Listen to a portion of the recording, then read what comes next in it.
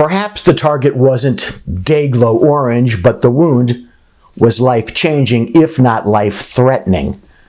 More often than not, whistleblowers file False Claims Act lawsuits against the entity they allege as being at the center of fraudulent activity. For example, the entity that is paying kickbacks.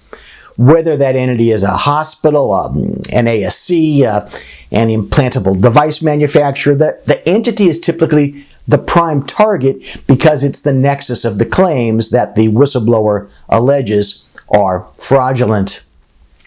Because the entity is, metaphorically speaking, painted day-glow orange with a gun-range target on its front, back, and sides, many physicians involved in questionable arrangements often feel that they won't be swept up in the mess, that their risk is somehow smaller. Bypassing the issue of the difference between a feeling and either thinking or knowing, they're wrong.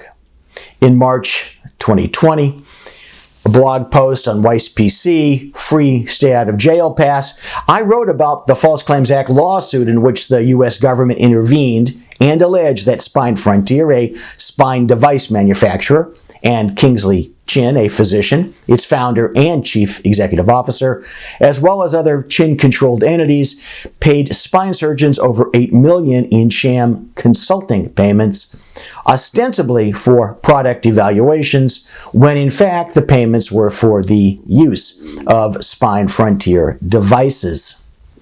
In the weeks that passed, the government settled civil healthcare fraud settlements against 5 physicians, each of whom admitted to seeking and obtaining kickbacks from Spine Frontier via a sham intermediary called IME for consulting work that the physicians didn't perform, and then they cooperated with the government's investigation.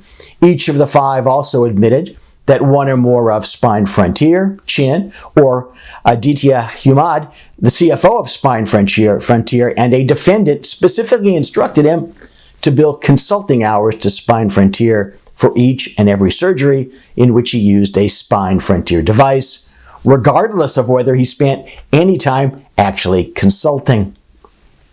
The 5 physicians are 1. Dr. F. Paul DeGenova, an orthopedic spine surgeon in Ohio. He agreed to settle the government's claims for $486,985. 2. Dr. Michael Murray, another orthopedic spine surgeon in New York. He's employed by the Department of Veterans Affairs. He agreed to settle the U.S. government's claims for a little over $330,000. 3. Dr. Joseph Shahadi, a neurosurgeon in Ohio. He agreed to settle the government's claims for $323,419. 4. Dr. Aga Khan, a neurosurgeon in Maryland, agreed to settle the government's claims for $310,843. And 5. Dr. John Atwater, an orthopedic surgeon who worked in Florida and in Illinois, agreed to settle the government's claims for $105,149. But later, in April 2020, Dr. Jeffrey R. Carlson, he's an orthopedic surgeon in Virginia, became the 6th surgeon to agree to settle with the government in connection with the Spine Frontier case. The price for his deal was astronomically higher. He agreed to pay $1.7 million, $1.75 actually, to resolve the claims. Carlson admitted that he estimated his purported consulting hours based on the number of times he used a Spine Frontier product in a given month, as opposed to tracking actual time he spent consulting. He admitted that he cannot document the consulting hours he submitted for payment to Spine Frontier and to the intermediary entity IME. In addition, he admitted that he sought and received consulting payments from Spine Frontier for time he spent during his surgical procedures for which Medicare and other federal healthcare programs were already paying him. Last, Dr. Carlson also admitted to accepting free meals from Spine Frontier for himself and his surgical staff on almost every day that he performed a surgical procedure with a Spine Frontier product. In total, Spine Frontier provided Dr. Carlson and his staff meals that cost thousands of dollars.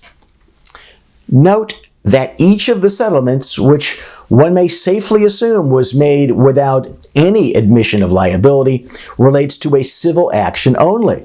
However, you should bear in mind that the type of activity that was alleged to have occurred underlying the False Claims Act allegations would also support criminal charges for violation of the federal anti-kickback statute should the government bring them. In other words, these civil settlements may not be the end of the matter for Doctors DeGenova, Murray, Shahade, Khan, Atwater, and Carlson. Of course, the same lesson, potential civil and criminal liability, applies to anyone caught up in a kickback mess. As I always say, think like a carpenter and measure twice, or maybe even thrice, vetting each deal carefully with healthcare counsel before cutting once, cutting your own neck, that is.